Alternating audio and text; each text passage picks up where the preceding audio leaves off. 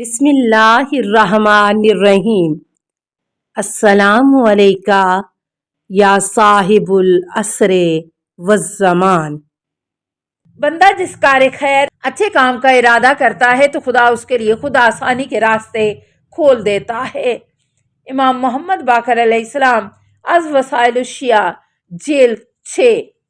خشکی تری میں جہاں مال برباد ہوتا ہے وہ زکوٰۃ ادا نہ کرنے کی وجہ سے ہوتا ہے، اس لیے زکوٰۃ دے کر اپنے مال محفوظ بنا لو، پھر خدا تمہارے مال کی حفاظت کرے گا۔ امام صادق علیہ السلام از بہار جلد 69۔ جب لوگ زکوٰۃ دینا بند کر دیں گے تو زمین کی برکت زراعت، پھلوں اور معدنیات سے روک لی جائے گی۔ جناب رسول خدا صلی اللہ علیہ وسلم از بہار جلد 96۔ جو زکوٰۃ کو روکے گا وہ مرتے وقت دنیا میں واپس جانے کی درخواست کرے گا اور کہے گا کہ مجھے پلٹا دے تاکہ میں جا کر اچھے اچھے کام کروں، یعنی زکوٰۃ ادا کروں۔ امام جعفر صادق علیہ السلام از بہار جلد 96۔ جب امام مہدی علیہ السلام ظہور فرمائیں گے تو زکوٰۃ نہ دینے والے کی گردنیں اڑا دی جائیں گی۔ امام جعفر صادق علیہ السلام از بہار جلد 96۔ 3 قسم کے لوگ بڑے سے بڑے چور ہیں۔ نمبر 1 زکوٰۃ روکنے والا، نمبر 2 عورتوں کا مہر نہ دینے والا، اس کو حلال سمجھ کے کھا جانے والا، نمبر 3 ادا نہ کرنے کی نیت سے قرض لینے والا۔ امام صادق علیہ السلام از بہار جلد 92۔ خدا کی قسم جو شخص زکوٰۃ دینے میں خیانت کرے گا وہ خدا کے ساتھ خیانت کرے گا، اس لیے وہ مشرک ہوگا۔ رسول خدا صلی اللہ علیہ وسلم از بہار جلد 6۔ جو زکوٰۃ کی ایک کوڑی بھی روک لے گا وہ نہ مومن ہے نہ مسلمان، نہ اس کی کوئی عزت ہے۔ رسول خدا صلی اللہ علیہ وسلم از بہار جلد 77۔ جو زکوٰۃ کی ایک کوڑی بھی روکے گا وہ مر جائے گا، اور مر جائے گا وہ یہودی ہو کر یا عیسائی ہو کر مرے گا، مسلمان کی موت نہ مرے گا۔ امام جعفر صادق علیہ السلام از بہار جلد 96۔ زکوٰۃ نہ دینے والے کو جہنم کی آگ میں کھینچ لیا جائے گا، اس کا مال ایک زہریلے سانپ کی شکل میں ظاہر ہوگا جس کے اندر اتنا زیادہ زہر ہوگا کہ اس کے سر پر بال تک نہ ہوں گے۔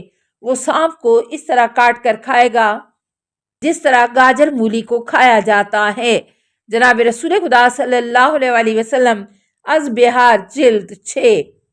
خدا نے نماز کے ساتھ زکوٰۃ کو اپنے قرب کا ذریعہ قرار دیا ہے، اس لیے جو شخص شوق سے خوشی خوشی زکوٰۃ ادا کرے گا اس کے لیے یہ زکوٰۃ اس کے گناہوں کا کفارہ اور دوزخ سے بچنے کا سامان ہے۔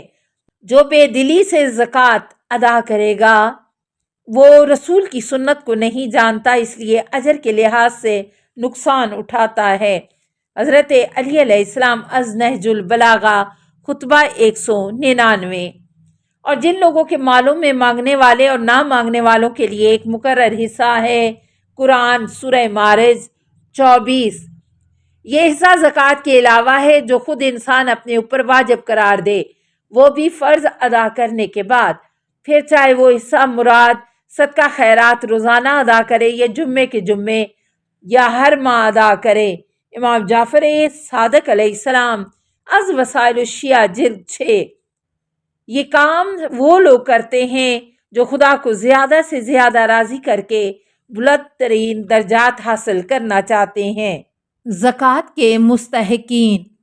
صدقات مراد زکوٰۃ فقراء کے لیے ہے۔ قرآن۔ فقیر وہ ہے جو لوگوں سے بھیک نہیں مانگتا، مسکین وہ ہے جو اس سے بھی برے حال میں ہے، اور باعث سب سے زیادہ پریشان حال کو کہتے ہیں۔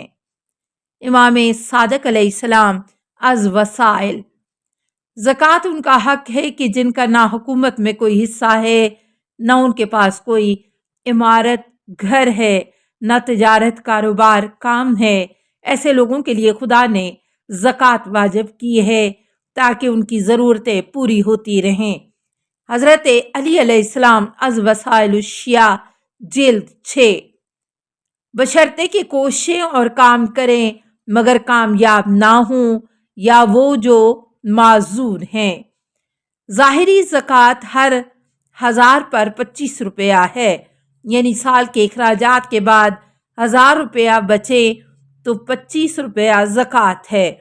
اور باطنی زکوٰۃ یہ ہے کہ اگر تیرا بھائی تجھ سے زیادہ ضرورت مند ہے تو اس کی ضرورتوں کو ترجیح دو اپنی ضرورتوں پر۔ امام جعفر صادق علیہ السلام ازمانیو الاخبار و بہار جلد 74۔ اقتدار اور حکومت کی زکوٰۃ عدل کرنا ہے، حسن کی زکوٰۃ پاک دامنی ہے، فتح کی زکوٰۃ مفتوح کے ساتھ اچھا سلوک کرنا ہے اور معاف کر دینا ہے، دولت مندی کی زکوٰۃ پڑوسیوں، ساتھیوں، فقیروں پر رحم کرنا ہے، صحت کی زکوٰۃ خدا کی اطاعت کی کوشش کرنا ہے، بہادری کی زکوٰۃ خدا کی راہ میں جہاد کرنا ہے، نعمتوں کی زکوٰۃ نیکی کمانا یعنی دوسروں کو فائدہ پہنچانا ہے، علم کی زکوٰۃ طالبان علم کو علم دینا اور خود نیک کاموں میں محنت کرنا ہے، علم کی زکوٰۃ علم کی اشاعت ہے، عقل کی زکوٰۃ جاہلوں کی ناگوار باتوں کو برداشت کرنا ہے، سفارش کرنا عزت و مقام کی زکوٰۃ ہے، خدا کے لیے عمل کرنا بدن کی زکوٰۃ ہے، جس چیز کی زکوٰۃ ادا کی جائے گی وہ چیز چھننے سے محفوظ رہے گی۔ امام جعفر صادق علیہ السلام از بہار جلد 78۔ آنکھ کی زکوٰۃ سبق دیکھنا اور عبرت حاصل کرنا ہے، کان کی زکوٰۃ علمی باتوں اور قرآن کا سننا ہے۔ امام جعفر صادق علیہ السلام از بہار جلد 96۔ روزے رکھنا بدن کی زکوٰۃ ہے، جسم کی زکوٰۃ آفتوں میں پڑنا ہے، مثلا کسی کے جسم پر کوئی خراش، زخم کا آنا یا جسم کا زمین پر گرنا، ٹھوکر لگنا، کانٹا چبھنا اور بیمار ہونا، یہ سب جسم کی زکوٰۃ ہے۔ نیز بدن کی زکوٰۃ جہاد اور روزے بھی ہیں۔